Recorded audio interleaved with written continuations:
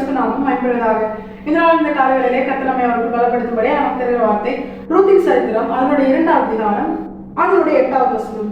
அப்பொழுது போவாஸ் ரூத்தை பார்த்து, மகளை கேள், பொறுக்கிக் கொள்ள வேறு வயலில் போகாமலும் இவ்விடத்தை விட்டு போகாமலும் இங்கே என் ஊழியக்கார பெண்களோடு கூடவே இரு. கர்த்தரை பரிசுத்த நாமம் மகிமைப்படுவதாக. வசனத்தை கொண்டுதான் தேவதேவர்களாகி நம்மை என்று அவர்களை பலப்படுத்துகிறார்.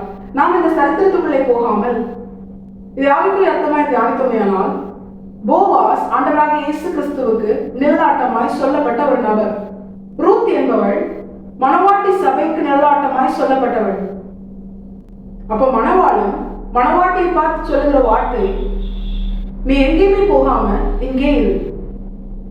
இதை தியானிக்கும் பொழுது தேவர்களாகி நாம் ஆண்டவராக இயேசு கிறிஸ்துவின் மணவாட்டியா இருக்கிறோம். அவருடைய மணவாட்டி சபையோடு இணைக்கப்பட்டிருக்கிறோம். நம்முடைய மணவாளன் ஆண்டவராக இயேசு கிறிஸ்து.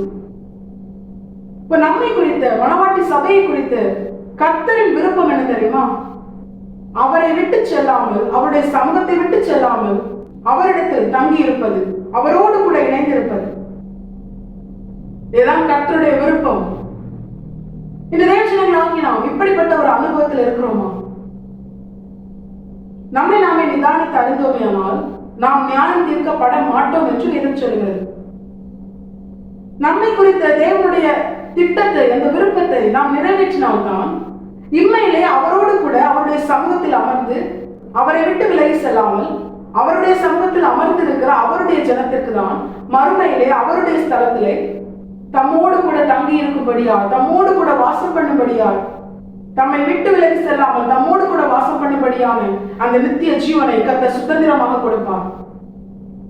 இந்த தேவஜனங்களாகி நாம் நித்திய ஜீவனை வாஞ்சிக்கிறோமே, இம்மையிலே கர்த்தர் நமக்கு தந்த இந்த வாழ்க்கையிலே கர்த்தருடைய பிரியத்தை நிறைவேற்றுவோமா?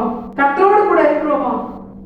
அவரை விட்டு செல்லாமல், பின்வாங்கி செல்லாமல், அவரை காட்டிலும் எந்த ஒரு காரியத்திற்கும் முக்கியத்துவம் கொடுக்காமல், ஆண்டவரை விட்டா எனக்கு இந்த நன்மைகள் எல்லாம் கிடைக்கும் அப்படிங்கிற ஒரு மனநிலையில் யூதாசை போல கர்த்தரை காட்டிலும் உலகத்திற்கோ, மாம்சத்திற்கோ, பிசாசுக்கோ, உலக ஐஸ்வர்யத்திற்கோ, உலக நபர்களுக்கோ முக்கியத்துவம் கொடுக்காமல் கர்த்தரை விட்டு பிரிக்கிற காரியத்தை விட்டு விலகி கர்த்தரோடு இணைந்திருக்கிற அனுபவம், கர்த்தரை விட்டு விலகி செல்லாத அனுபவம், கர்த்தருடைய பிரசனத்தில் அவருடைய சமூகத்தில் தங்கி இருக்கிற அனுபவம், இதுதான் கர்த்தர் நம்மிடத்தில் எதிர்பார்க்கிறார். இந்த தேவஜனங்களாகி நாம் இப்படிப்பட்ட ஒரு நிலையில் மாற நாம் நம்மை அர்ப்பணிக்கும் பொழுது நிச்சயமா எப்படி பின் நாட்களில் போவாஸ் ரூத்தை தன்னுடையவளா ஏற்றுக்கொண்டாரோ, இதே போல அவர் குறித்த ஏற்ற காலத்திலே ஆண்டவராக இயேசு கிறிஸ்து ரகசிய வர்க்கையிலே வந்து தேவஜனங்களாகி என்னையும் உங்களையும் மணவாட்டி சபையாகிய நம்மை அவரோடு கூட நித்திய ஜீவனை சுதந்திரிக்கும்படியாய், அவரோடு கூட நித்தியமாய் வாழும்படியாய், ஆளுகை செய்யும்படியாய் அவர் வந்து அழைத்து செல்வது அதிக நிச்சயம். தேவஜனங்களாகி நாம் இதே உணர்ந்தவர்களாய் கர்த்தருடைய சமூகத்தில் அவரை விட்டு விலகி செல்லாமல் அவருடைய பிரசனத்தில் தங்கி அவரோடு கூட இணைந்து வாழ்கிற அந்த பரிசுத்த வாழ்க்கைக்கு வேற எதற்கும் முக்கியத்துவம் கொடுக்காமல் கர்த்தரை மட்டுமே சார்ந்து பற்றி கொண்டு அவரை நோக்கி பார்த்து வாழ நாம் நம்மை முழுமையாக கர்த்தரை பார்த்து அர்ப்பணிப்போம். கருதாம இந்த வசனத்தை கேட்ட நம் அனைவரையும் ஆசீர்வதித்து வழிநடத்துவாராக.